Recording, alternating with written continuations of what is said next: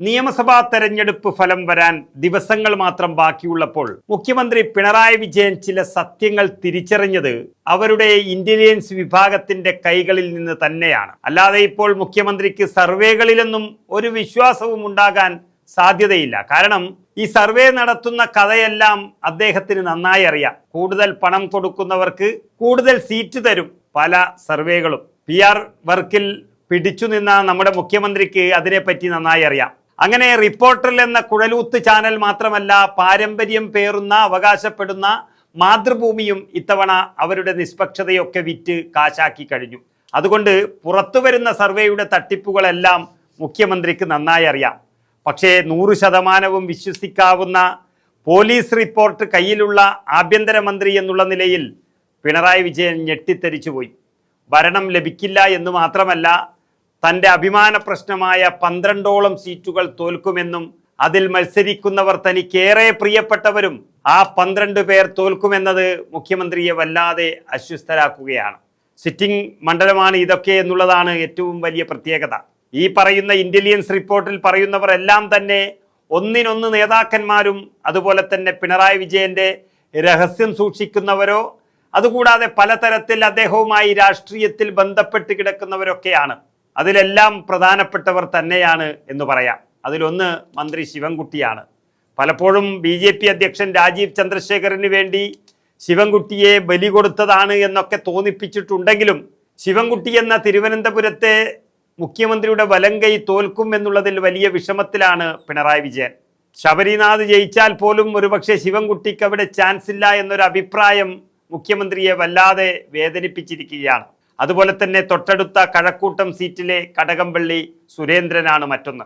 കഴക്കൂട്ടം മണ്ഡലത്തിൽ തീപാറുന്ന പോരാട്ടത്തിന് വിധേയമായ കടകംപള്ളി സുരേന്ദ്രന് ശബരിമലയിലെ സ്വർണ്ണ മോഷണത്തിൽ ഒരു പങ്കാളിയായി എന്നതിൻ്റെ വലിയ തിരിച്ചടിയാണ് കിട്ടാൻ പോകുന്നത് എന്ന വലിയ സൂചനകളാണ് ഇന്റലിജൻസ് നൽകിയത് എന്നാണ് അറിയുന്നത്.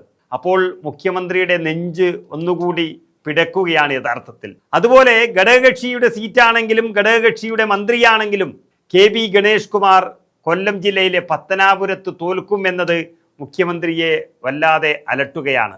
ഏത് സമയവും ആർക്കെതിരെയും എന്ത് നെറികേടും നടത്താൻ പാകത്തിലുള്ളൊരു നേതാവ് എന്നുള്ള നിലയിൽ ഗണേശൻ തോറ്റാൽ ഉമ്മൻചാണ്ടിയെ ഒന്നിച്ചുകൂടി ചതിച്ച കഥകളൊക്കെ പുറത്തുവിടുമോ എന്നുള്ള ഭയവും മുഖ്യമന്ത്രിക്കുണ്ട്. അതുമാത്രമല്ല, പലതരത്തിലുള്ള രഹസ്യങ്ങളുടെ കലവറയാണ് ഇരുവരും ചേർന്ന് നടത്തിയതും അതിനുശേഷം കിട്ടിയ ഭരണവും എന്നൊക്കെ വാർത്തകളായി വന്നതാണ്. അതൊക്കെയുള്ള ഭയം കൊണ്ട് തന്നെ മുഖ്യമന്ത്രിക്ക് ഗണേശന്റെ തോൽവിയും വല്ലാതെ അലട്ടുകയാണ്. ഇനി കൊല്ലം ജില്ലയിൽ തന്നെയുള്ള തൊട്ടടുത്തുള്ള കൊട്ടാരക്കരയിലെ സ്ഥാനാർത്ഥിയും ധനമന്ത്രിയുമായ KN ബാലഗോപാലിന്റെ തോൽവി അത് 2 തരത്തിലാണ് മുഖ്യമന്ത്രിയെ ബാധിക്കുക. ഒന്ന്, സ്വന്തം ക്യാബിനറ്റിലെ പ്രധാനപ്പെട്ട ധനമന്ത്രിയുടെ തോൽവി അല്ലെങ്കിൽ വിശ്വസ്തന്റെ തോൽവി. ഒപ്പം തന്നെ ഐഷ പോറ്റി എന്ന പഴയ CPM നേതാവ് വെല്ലുവിളിച്ചു പോയി അപ്പുറത്ത് നിന്ന് ധനമന്ത്രിയെ തോൽപ്പിക്കുന്നു എന്നുള്ള കാര്യം. അങ്ങനെ കൊട്ടാരക്കരയെ തോൽവിയും അദ്ദേഹത്തെ വല്ലാതെ അലട്ടുന്നുണ്ട് എന്നുള്ളതാണ് റിപ്പോർട്ടിൽ പറയുന്നത്. മറ്റൊരു മന്ത്രി പത്തനംതിട്ട ജില്ലയിലെ ആറന്മുളയിൽ നിന്നുള്ള വീണ ജോർജാണ്. വീണ ജോർജ് ഏറ്റവും അധികം മുഖ്യമന്ത്രിയെ വിശ്വസിച്ച് ആ ക്യാബിനറ്റിൽ ജോലി ചെയ്ത ഒരു മന്ത്രിയാണ്. പലതരത്തിലും ആരോഗ്യവകുപ്പ് താറുമാറായി കിടക്കുമ്പോഴും മുഖ്യമന്ത്രി അതിനെ തള്ളിപ്പറഞ്ഞിട്ടില്ല എന്നുള്ളതും തൻ്റെ ഏറ്റവും അടുത്ത വിശ്വസ്ത എന്നുള്ളതാണ് അദ്ദേഹം സൂചിപ്പിച്ചത്. ആ വീണ ജോർജിൻ്റെ തോൽവിയും അദ്ദേഹത്തിന് വിചാരിക്കുന്നിടത്ത് തൻ്റെ ക്യാബിനറ്റിനെ എത്തിച്ചിട്ടില്ല എന്നുള്ളതിൻ്റെ ഒരു തെളിവ് കൂടിയായി ആറന്മുളയിൽ വീണ ജോർജിൻ്റെ തോൽവി മാറുകയാണ്. അതുപോലെ തന്നെ മറ്റൊരു പ്രധാനപ്പെട്ട തോൽവി എന്ന് പറയുന്നത് കോട്ടയം ജില്ലയിലെ ഏറ്റുമാനൂരിൽ നിന്നാണ്. ദേവസ്വം മന്ത്രിയായിരിക്കുന്ന VN വാസവൻ മുഖ്യമന്ത്രിയുടെ ഏറ്റവും അടുത്ത ആളാണ്. ദേവസ്വം മന്ത്രി എന്നുള്ള നിലയിൽ ശബരിമലയിൽ കാട്ടിക്കൂട്ടിയ പല പ്രശ്നങ്ങളും ശബരിമലയിൽ നടന്ന മോഷണമടക്കമുള്ളവ VN വാസവൻ നേരിട്ട് പങ്കെടുത്തിട്ടില്ല എങ്കിലും അതൊക്കെ പൂഴ്ത്തിവെച്ച് അയ്യപ്പനെ വഞ്ചിക്കാൻ നിന്നു എന്നുള്ളതിൻ്റെ പേര് ഏറ്റവും വിശ്വാസികൾ വസിക്കുന്ന ഏറ്റുമാനൂർ പോലെയുള്ളൊരു മണ്ഡലത്തിൽ അദ്ദേഹത്തിൻ്റെ തോൽവി ഉറപ്പിക്കുന്നതായി മാറിയിട്ടുണ്ട്. അത് മുഖ്യമന്ത്രിയെ സംബന്ധിച്ചിടത്തോളം അത്ര പെട്ടെന്ന് ഉൾക്കൊള്ളാൻ കഴിയുന്നതല്ല. മറ്റൊന്ന്, എറണാകുളം ജില്ലയിലെ കളമശ്ശേരിയിലെ P രാജീവിൻ്റെ തോൽവിയായിരിക്കും. തികഞ്ഞ ഒരു UDFിൻ്റെ മണ്ഡലമാണെങ്കിലും കളമശ്ശേരിയിൽ കഴിഞ്ഞ തവണ 15,000-ഓളം വോട്ടുകൾക്ക് P രാജീവ് ജയിച്ചത് അന്നത്തെ ഒരു അലയൊലികൾ കൊണ്ട് തന്നെയാണെന്നും ഇത്തവണ അത് UDFന്റെ കൈകളിലേക്ക് പോകുമെന്നും രഹസ്യ വിഭാഗം മുഖ്യമന്ത്രിക്ക് സൂചന നൽകിയതോടെ രാജീവ് എന്ന തൻ്റെ വിശ്വസ്തനും അതിലുപരി പാർട്ടിയുടെ ഒരു ഫണ്ടർ എന്നുള്ള നിലയിൽ വ്യവസായ മന്ത്രിയായിരുന്ന രാജീവിന്റെ തോൽവി മുഖ്യമന്ത്രിയെ വല്ലാതെ അലട്ടുന്നുണ്ട് എന്നുള്ളതാണ് റിപ്പോർട്ടുകൾ വരുന്നത്.